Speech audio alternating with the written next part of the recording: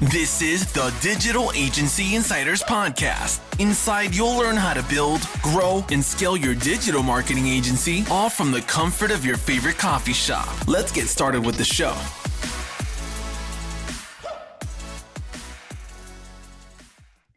Hey, everybody, and welcome again to the Digital Agency Insiders Podcast, the podcast that gives you an inside look into how entrepreneurs built and grew their digital marketing agencies.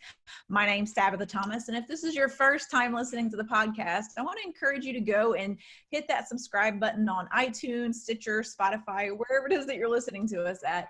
And while you're there, drop us a little review. I'd love to hear what you think about the podcast. Well, today we have with us Keith Perhac, and Keith is a technical marketer who helps course authors, product creators, and self-funded businesses increase their revenue from existing traffic. Unlike most marketers, he's also a developer, which lets him understand both the marketing strategies to grow businesses as well as how to implement those strategies. Keith, welcome to the podcast. I'm Tabitha, so excited to have you with us. Thank you so much for having me. I'm excited to be here. Well, yes. So I always like opening my podcast the same way. I love telling the stories of entrepreneurs. And I've said this many times. I feel like a lot of people get it in their head that entrepreneurs have some kind of something in their DNA that makes them who they are. And they're just born with this, business sense. And that couldn't be further from the truth. Everybody that I talk to has such a different background on how they got to becoming entrepreneurs. So I love hearing those stories first off the bat. So tell me what your story looks like. What did it look like for you? So mine was long. I think we talked a little bit about it. So originally I'm from Memphis, Tennessee. I went to college right down the street. Yes. Went to school in New York and graduated into right after the first .com bust. Okay. And I had a design and programming degree, which at the time everyone was like, what do those two have to do together? Because there was nothing around that, right? You were either a designer or you were a developer, right? Mm-hmm. And it kind of worked out well, but it was the .com bust. And so there was no work. So I decided, you know what, I'm going to go teach English in Japan for a year. Always liked Japan. I ended up staying for 15 years. And so what had happened, I started teaching English. That got done. And I decided, I don't like teaching English. I want to do something with my skills that I have that I've been working on forever. Mm-hmm. And so I started working at a Japanese startup for 6 or 7 years. And then I started as a translator, technical translator, worked my way up. And eventually I was head of all development. I was head of the development office. And then we got acquired. And I said, you know what? I don't like working until 2 a.m. And so I stopped and I decided to start off on my own. So I started off as a freelancer working for info product marketers and direct marketers in the US and in Europe. Started off by myself, just doing the work at night. And then brought on another person until we were a 12-person agency with, I think at our top, we had like 20 something clients. Wow. Yeah. And this was all while you lived in Japan? It was all, and not only, I wasn't like in Tokyo or anything, like middle of nowhere, Japan. Yeah. Like a town of 130,000 people, middle of nowhere. I was one of 2 English speakers that I knew that like lived around. Yeah, it's exciting. And that was one of the exciting parts about it, which was that, people were always saying, oh, I don't live in San Francisco. How am I going to start a business? Like, you don't need to. And that's great thing. Like you can, with the internet, you can be anywhere. Mm-hmm. And your clients really don't care as long as you're available. Yeah, so I'm curious, now you've piqued my interest here. How was it working for a Japanese company, being an American English speaking? I mean, how was that? Was it a struggle when you first started? Well, fortunately, I have studied Japanese for a long time. So no one else in the company spoke English. So I was the only English speaker there. And it was, I was lucky because it was my first real job after teaching English. So I didn't have any bad habits. I didn't have any American habits. I didn't have any Japanese habits. I didn't have any expectations of what business should be. So I got in and like, your first job, you're like, you don't know anything. So whatever Yeah. they teach you, that's what you expect work to be. And Yes. I think that was really good to a degree because I had a lot of Japanese work ethic drilled into me. So my entire adult life has been in Japan, right? So I have very Japanese views as to what it means to provide service and to be a craftsman and to be an artist or artisanal, someone who builds stuff. Yeah. So how does that vary from the American version of things? I mean, is it drastically different? There's a sense, the biggest thing, and this caused an issue with the agency when I was running the agency. One of the biggest issues is expectation of what needs to be said and what does not to be said. For example, if in Japanese society and for myself, if I say the client really wants to get this out by Friday, that means come hell or high water, this thing's coming out by Friday. And when I said that to my team, they're like, yeah, we got this. And Friday comes around, they're like, we don't got this. And and in American culture, I think there's more leeway. There's more of, hey, you got to keep pushing this. You got to be very specific, where in Japanese society, it was much more understated. If the boss says like, hey, wouldn't it be great if we did this? That's not an ask. That's a command, right? Oh. And so getting used to that understatedness when working with my team, who are all Americans, was very difficult for me to get over and to really change the entire way that I speak so that people understand what I'm saying. My favorite one is like, I've been dealing with a lot of legal stuff recently, and the people who say the most get the most stuff. So I'll call in and say like, hey, what can we do here? Like, let's A, B, C, D, let's do this. Where in Japan, I just call in and say like, hey, what's going on? And that's the expectation of, oh crap, this person is not happy. We need to fix it. Right. Gotcha. Okay. So it's a very, And I mean, the good side of the whole Japanese work ethic is that like, I don't like putting out things that are half baked. Yeah. I don't like, I also work way too much because that was instilled in me. I'm finally getting over that, but I used to work 14, 18-hour days like nothing. I think when I was working in Japan as a salaryman, I'd leave the house at, I think, 7, and I got home usually at 11. Wow. So, yeah. Wow. Yeah, no. But that's just what it was. That's the culture. So. Yeah. I don't know that I would survive over there because I'm in bed by then. I am now. Man. Yeah. I think it helps that I was really young, because now like I'm hitting 40 and I'm like, I don't know if I want to stay up past 9. Like I put the kids in bed. It's like, I think I'll go to sleep now. Yep. It's funny how it creeps in earlier and earlier as the kids get older, it gets back and back. Yeah. So now that you've started your own agency, you started it in Japan, and I'm assuming you moved it to the US when you moved back. What was the core service that you had in that agency? Well, that was really interesting because we started out, it was a very organic growth. Like we never started out like, oh, this is what we do. And it became a huge problem because we worked with a lot of really top level digital marketers and stuff. And we really did everything. Like they would say, hey, we need to stand up this marketing campaign. And we would write the emails. We'd put together the technology. We'd set up the webinar. We'd program stuff. Like we'd do all this stuff. And so when new clients came to us and they'd be like, we want to work with you. What do you do? We'd say, I don't know. Like we do everything, right? And so one of the core things that we did that really improved our conversion rate of getting new clients and for really making clients happy was we settled on a specific niche, and we focused on conversion rate optimization for evergreen funnels. And that is the only thing we did for that initial project. And of course, as I'm sure any agency knows, it expands out. Like you do a great job on this, and they're like, well, could you do this? Sure, we can do that. Could you do this? Sure. And suddenly you have like a $50,000 a month contract because you're doing everything. But you can't start out there because if you say you do everything, no one knows what you do. And so we started out with that very specific, you get us the traffic, we'll take it from there. As long as you can get traffic on this page, we will take it from there and make sure they convert. Nice. That is incredible.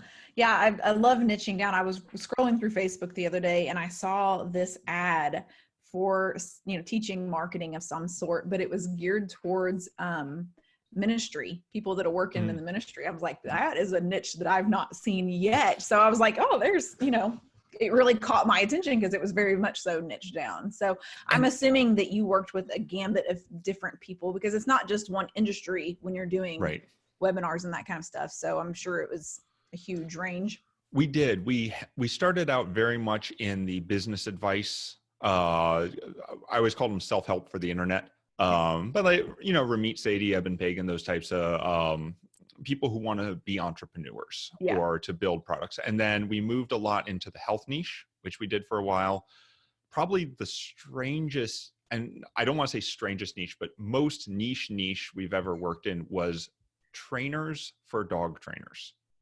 They were not actually the dog trainers. They were the people who did the certification to teach you how to do training for dog trainers. And it's a big industry. I was like, there's no way there's more than one of these, right? And it's a huge industry. And I have found, because I saw the same thing with yoga, I saw the same thing with Tai Chi. There being a certification system for some sort of professional is amazingly a good niche and amazingly profitable. Like dog walkers, dog trainers, like Tai Chi teachers, yoga teachers. You make more training yoga teachers than you do as a yoga teacher. Yeah. Hands down. I believe that. Yeah. Hands down. And it's probably a lot easier to do that than actually show up every day. Exactly. People like me that don't know how to, stand up on my own 2 feet. So what kind of equipment and software were you using to make all this happen for all of your clients? So that was the frustrating part, was that there was none.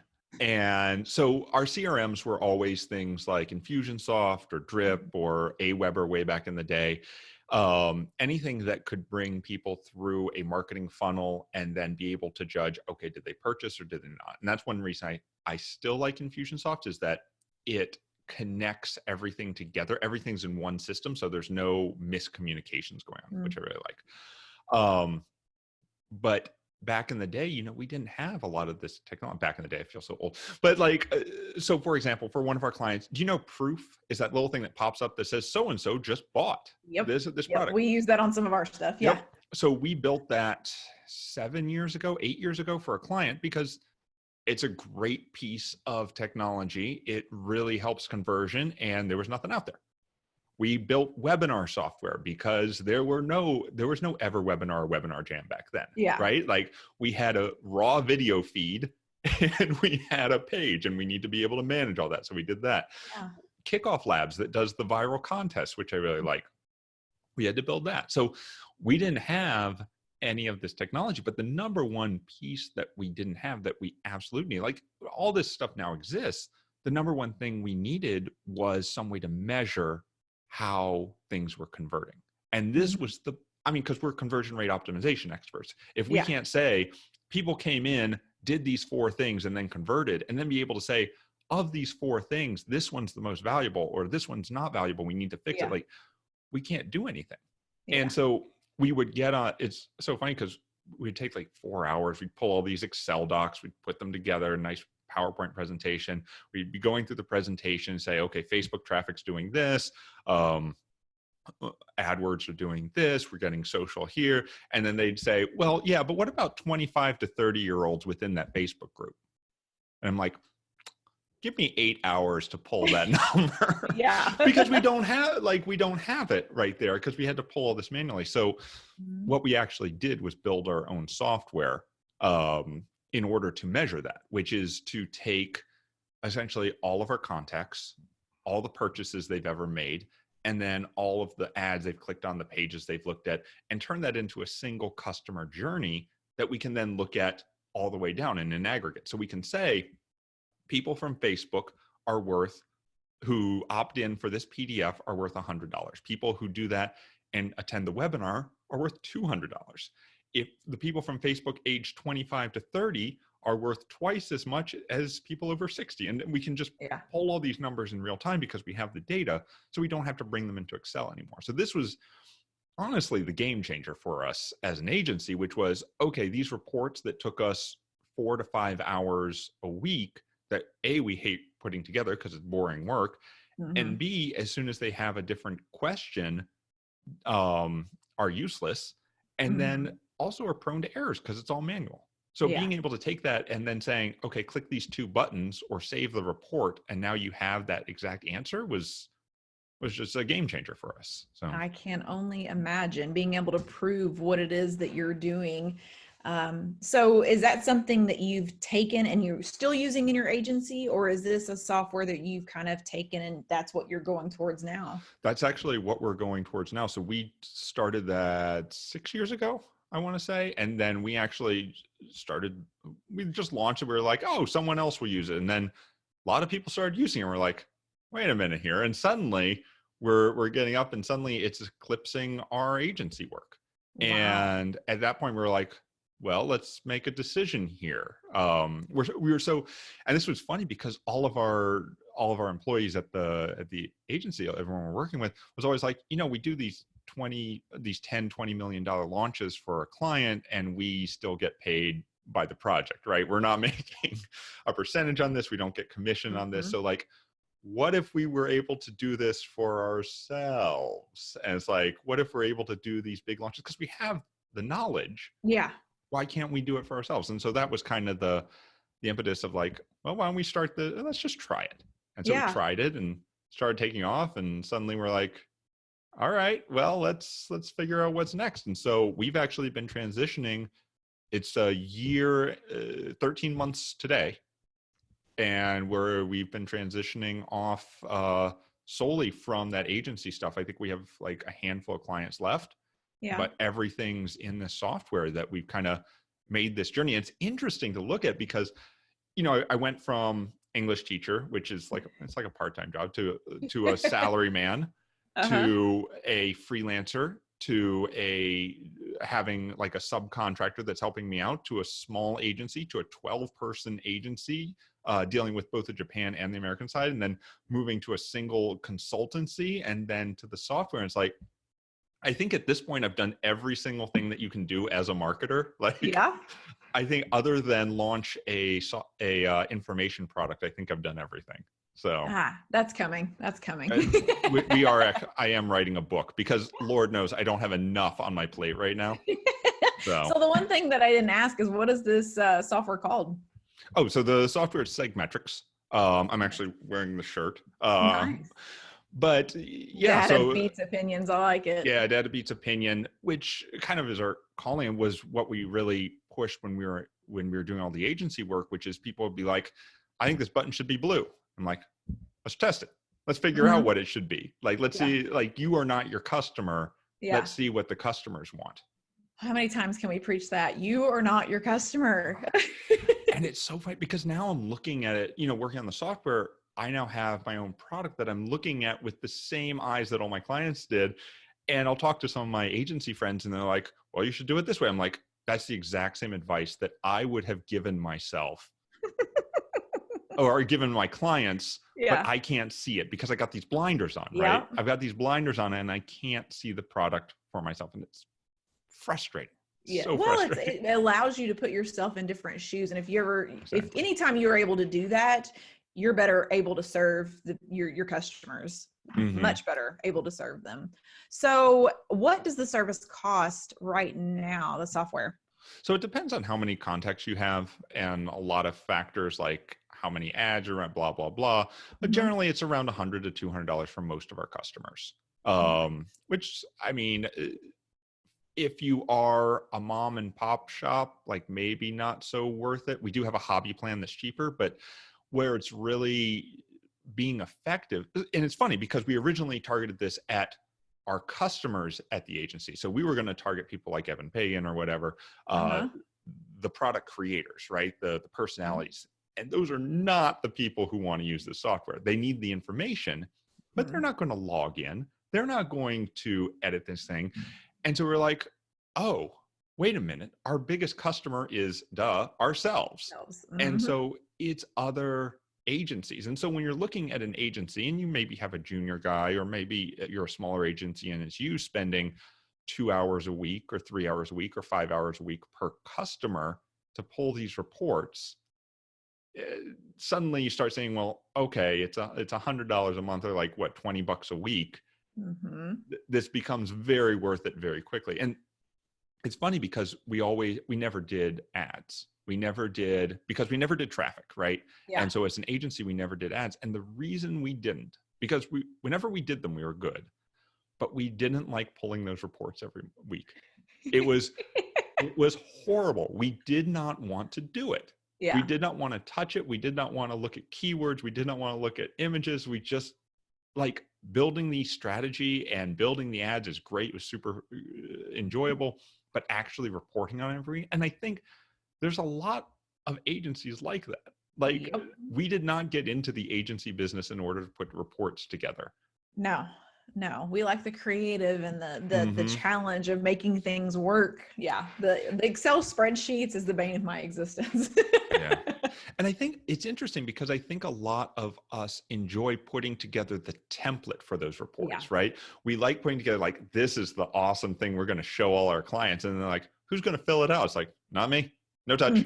Like, not it. I'm out of here, not it. That is exactly right. So do you guys do any white labeling service for agencies with that software? I thought we would. And this is interesting. I've always said, so we get this question maybe once every 6 months. And we're like, yeah, if you have a need for it, then definitely we will put that in there. We just haven't had anyone say, yes, I definitely want this yet. And everyone on the initial calls is like, well, do you do white labeling? It's like, as soon as you ask for it, you will have it. Yeah. And they've never asked. Crickets. No one. We do have dashboards that people can embed into their Notion accounts and into their Asana things and stuff that are auto updating, that I think has the use case for most people. Like, they don't want their clients to be able to log in anyway, so they don't really need the white labeling. All they want is that report. Yeah. And they just stick an auto updating one inside their whatever they're doing the reporting with. Gotcha. And then they're done. Okay. So, well, that makes perfect sense. Yeah. It's actually interesting because that was one of the first things we came to once we realized we want to go after agencies. Like, okay, we're going to have this big agency thing with all this white labeling, and just no one, like, everyone mentions it once and then I never hear about it again. And it's like, okay. Like, yeah, well, I'm not going to put in the work if it's not going to get used. I mean, it's not a huge issue. Like, it would probably take us a week tops, but still it's like, okay. Like, I love it. I love it. So how are you onboarding people when they come through and use your software for the first time? Poorly. No, so this is an area we're working on. Man, software, it's so different than an agency.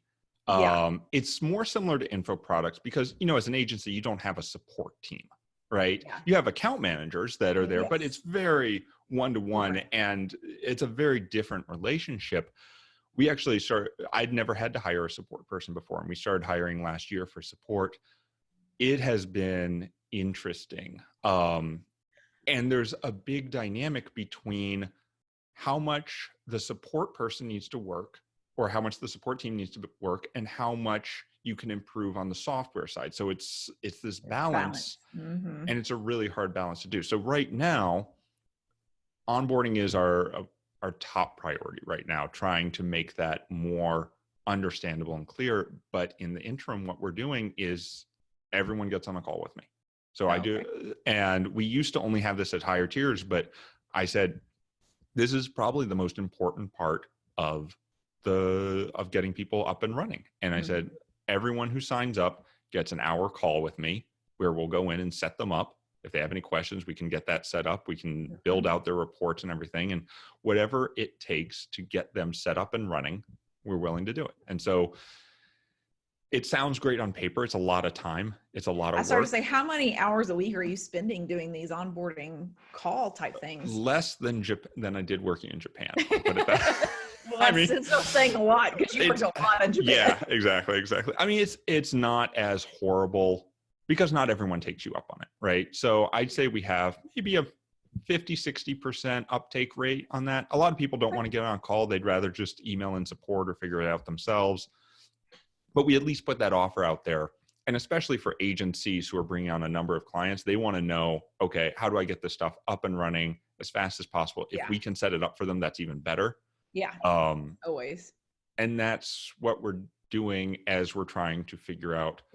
And it's just a long process of how do you make that onboarding smoother for everyone else. Yes. So have you ever noticed a correlation between people sticking with the software, those that are doing the onboarding with you and those who aren't? Are those dropping off? Are you losing anybody? Compare those two? It's interesting because people who don't reach out at all, yes, there's a much lower rate, but I haven't seen necessarily an uptick of people who reach out through email versus get on the call.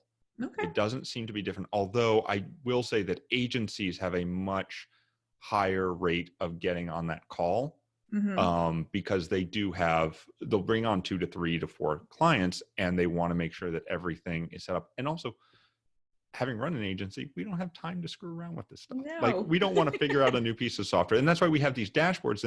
And the number one thing is like, help us make sure that all of our, as the agency, help us make sure that all of our stuff is set up correctly. And B, can you help us set up our first dashboard? I'm like, sure, let's do it.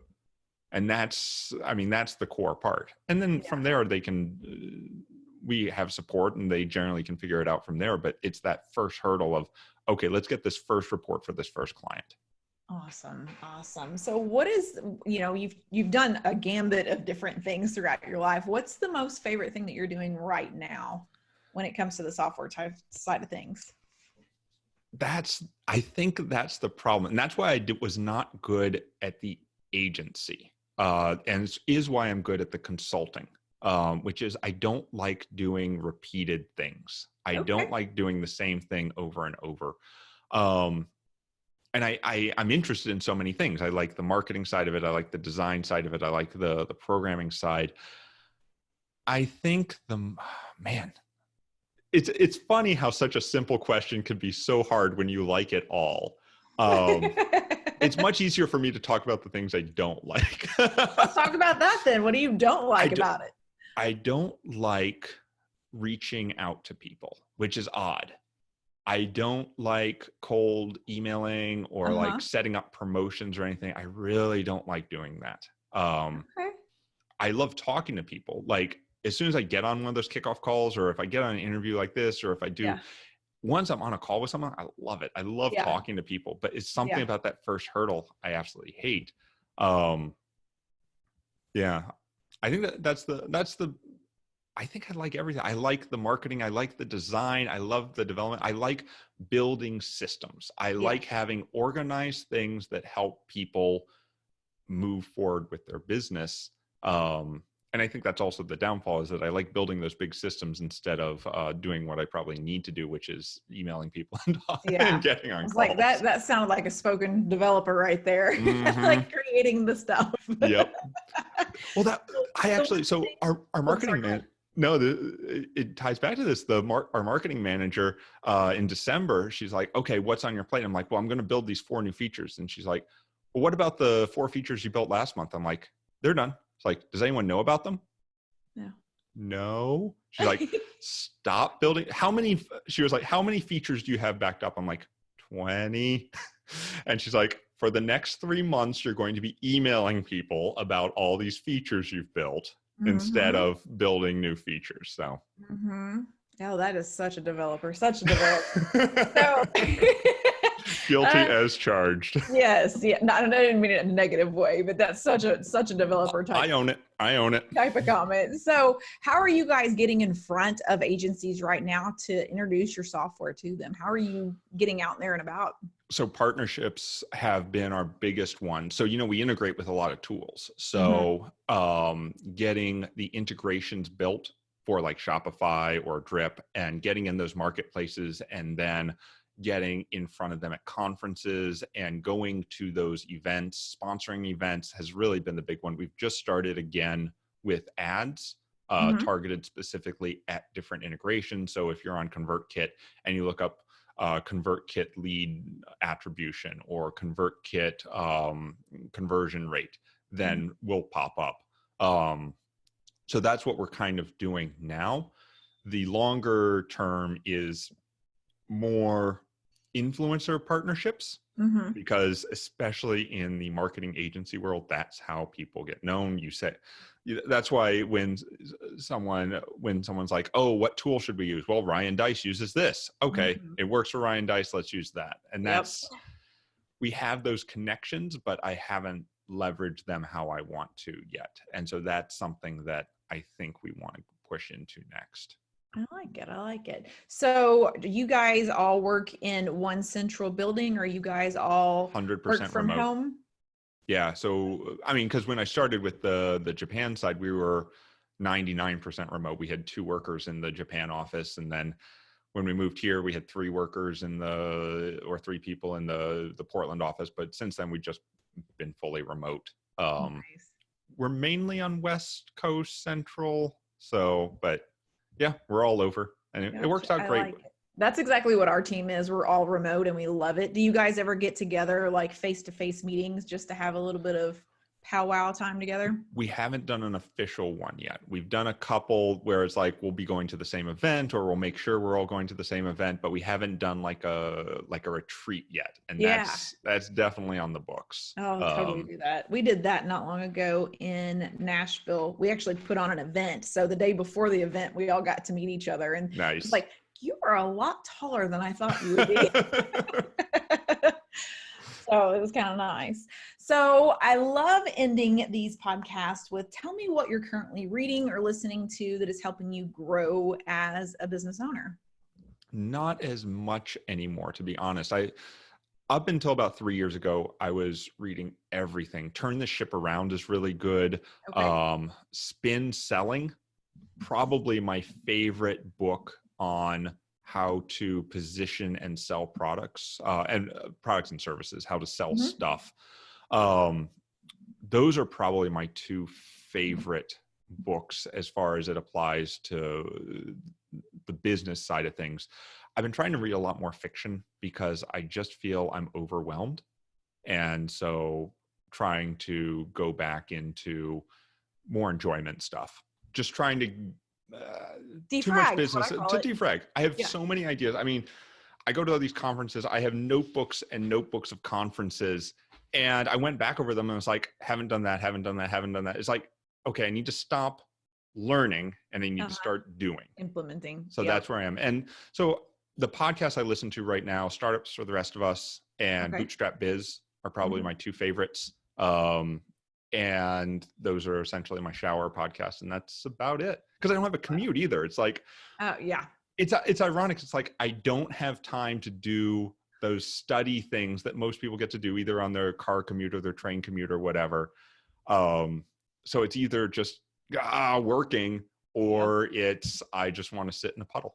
Yep. So. Well, it's not just, when you work from home, you get right to work and you get busy. And then by the end of the day, you're like, okay, time to go do stuff with the family and, cook dinner and all that fun stuff. Yep. Exactly.